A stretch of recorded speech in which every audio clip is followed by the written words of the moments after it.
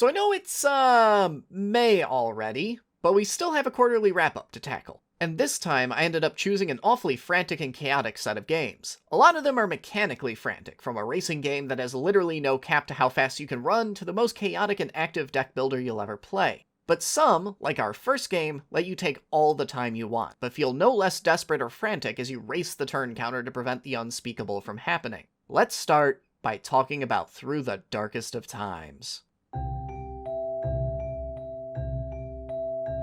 Usually when a game talks about playing as resistance members during the Nazi regime, you think about being part of the French resistance, running around in catacombs, sabotaging military installations, and so on. But Through the Darkest of Times' twist is that you're a resistance member in the heartland of Germany itself, and your efforts to resist began long before World War II ever did. You're simply a concerned citizen who decided to stand up and do something about it, to try and resist the Nazi regime before it could take hold by stealing uniforms, learning government secrets, and broadcasting those secrets to the world. But the more I played, the more those tools of resistance began to feel disempowering. Through the Darkest of Times gave me lofty goals of helping people cross the border to safety or exposing the truth behind the Nazi propaganda machine. It even gave me a breadcrumb trail of actions to make those plans a reality. But there is never enough time. Setbacks ensue, resistance members are always having to lay low, and flagging morale forces me to waste more precious time lifting the team's spirits. History marches on, I accomplish nothing, things get worse. It is a crushing, bone-chilling experience, and it is incredible.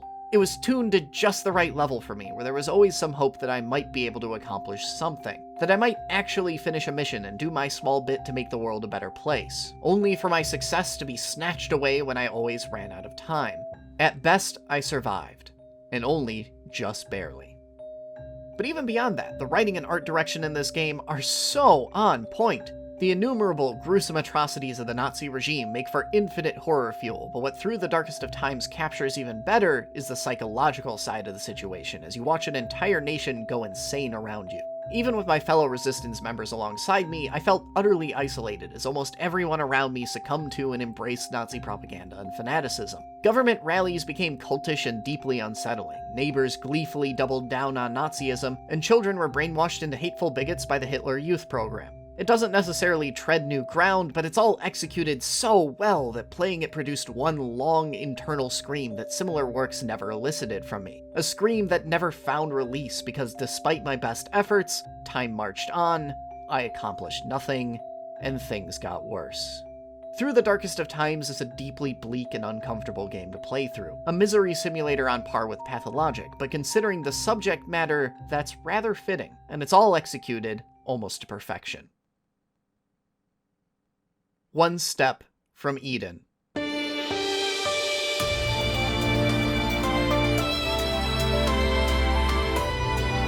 One Step from Eden combines all the usual deck-building tropes people have come to appreciate from games like Slay the Spire with a less well-remembered mechanical system, the combat grid from Mega Man Battle Network. These are very different styles of gameplay to mash together, while with the Battle Network being real-time, chaotic, by-the-seat-of-your-pants combat, while the deck-building side remains a thinking man's game about developing synergies that multiply your power, calculating the probability that the card you want might actually pop up, and improvising when it doesn't. But if you happen to like both of those things, then it's a match made in heaven, and yet another way that deck-building's been leveraged to create a new and unique game. And you do need to at least like both halves, but you don't necessarily need to be good at them. You can play hard and fast and excel on the battle grid, surviving long enough to make any slapped-together deck eventually kill whatever you're fighting. Or you can be like me and realize that this game's later levels demand frankly inhuman reflexes, and instead rely on your deck-building skills to make something that'll work no matter how badly you play or how randomly you mash buttons. And you can muddle through either way. Overall, One Step from Eden is brilliant fun. It is a brutally difficult game that asks much of your reflexes, but once you've played for a few hours, learned how to dance with each of its enemies' attack patterns, and figured out a few favorite builds, that difficulty begins to crack until you finally conquer it. It features some really sharply designed and entertaining bosses, and a ton of build diversity in the decks that I've only scratched the surface of. While the game is beatable within 5 hours if you're a quick learner, it still features multiple routes with unique end bosses if you want to go again, all the usual Ascension difficulty modifiers you could want, and multiple characters with their own preferred build strategies. It's a solid addition to the deck builder genre, and a wonderful little gem to play. Coffee Talk.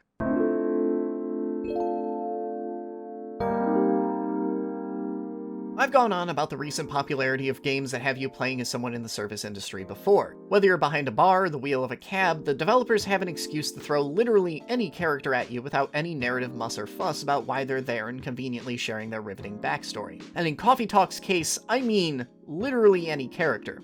Orcs, vampires, even visitors from outer space. Nothing is off limits in Coffee Talk's alternate fantastical version of modern day.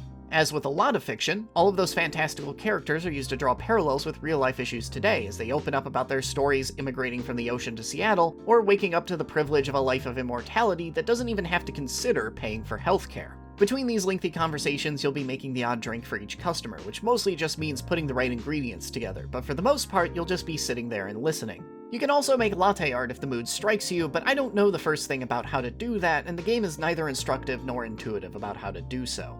Coffee Talk strikes me as an extraordinarily self-indulgent game, and for my particular very narrow demographic, it's equally self-indulgent to sit back and enjoy. It's a game about sitting around talking to 20-something creators about their 20-something life struggles and creative challenges. It's a game by artists primarily for artists, where monologues about the appeal of artsy video games are given the same importance and screen time as more standard romance plots about young, star-crossed interracial lovers. And while I've never been to Seattle, the game captures the city likely not as it is, but as the popular myth of what people imagine it to be. A town filled with almost nothing but the young, the hipster, the liberal, and the creative, with a family-owned coffee shop on every street corner. Each a secular confession booth that brews your favorite cup and has a saintly bartender willing to listen to any problem you have. More than orcs or vampires, Coffee Talk's hopeful vision of a bohemian coffee shop paradise at midnight is the true romantic fantasy at play here.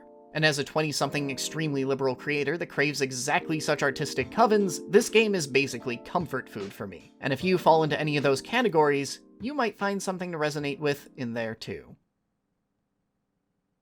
HyperDot.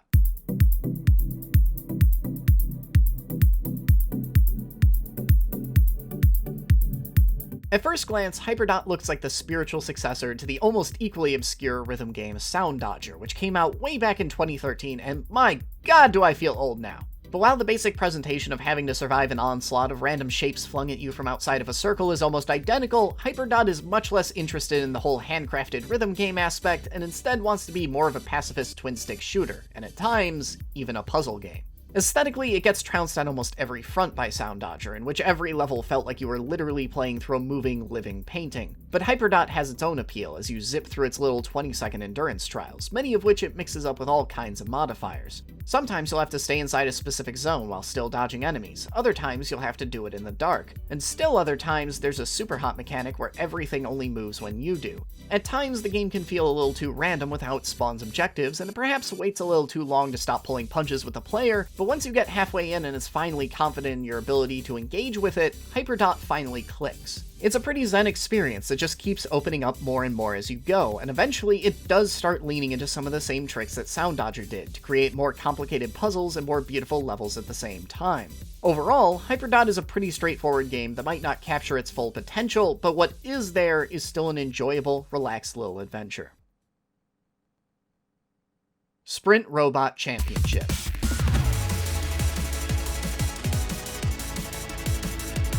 Sprint Robot Championship is a racing game with a lot of wild ideas. Idea number 1, you gain momentum infinitely. There are diminishing returns, but the longer you go without running into anything, the faster you go, and you can really get up there. SRC is also obsessed with the idea of shortcuts, with every race being a convoluted mashup of 3 different intertwining tracks, and half the fun is running a race multiple times to figure out which track is fastest. Sometimes when combined with your infinite speed, the answer to that question can even change depending on which lap you're on and how long you've had to build up momentum. But we're not done, because almost every single racetrack introduces its own mechanics, from obstacles that flip when you run past them to these weird rings that shoot you forward. More often than not, these introductions can end up a little gimmicky and on the obnoxious side, but the true fun of Sprint Robot Championship is finding ways to utterly break the game so that you don't even have to interact with them. Once you start going fast enough, you can just start skipping entire sections of a track, and after you've figured out which track is the fastest, the next step is to figure out how to make your own personal track, and how you can make it faster. Unfortunately, SRC is also just as likely to break on you as you are to intentionally break it. I ran into all kinds of wacky glitches I've never seen before in my life, and the game's level design just does not account for the max speeds you can get up to, which causes all sorts of problems. Jumping between platforms works fine going at 60 or 80 miles per hour, but quickly becomes a game of trying to hit dartboard bullseyes when you're going 150. At these speeds, the faintest twitch of the mouse can send you spiraling off the course, and many of the game's own mechanics had a tendency to just break down and not work if you're going too fast. Like this one strip of track that just ejected me into the cave side every time I ran over it. This game is rough, in a way that makes it a little difficult to recommend. But I also don't think I've ever played anything quite like it. Sprint Robot Championship is an absolutely killer idea that feels like it's just completely escaped the developer's control and developed a monstrous, absurd life of its own. Something more akin to a speedrunner's wet dream of glitches and skips to a proper racing game. And it's all a glorious mess that's immense fun to screw around in. That's all I've got for this quarterly wrap-up, but if you're looking for more recent short titles, I've got a whole long backlog of reviews you can check out. I've been doing this for over 2 years now, so there's a huge backlog of great, short games that will absolutely blow your mind. And if you like content like this and want to see it flourish, the best thing you can do right now is head over to my Patreon page and support the channel. Thanks for watching this far, and I'll see you all next week.